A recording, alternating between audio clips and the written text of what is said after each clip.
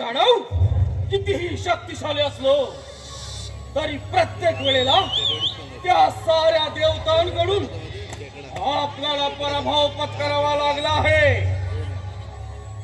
दैत्य हो, ते देव आपल्याला अमरपणाचं वचन देतात आणि ही काहीतरी सोबत करून आम्हा दैत्यांचा वध करतात. त्या देवाचे नाव ऐकतात तोलपायच्या मस्तकाचा ते या देवाने मिळून आम्हा दानवांचे शूरवीर योद्धे कप्ताने मारले.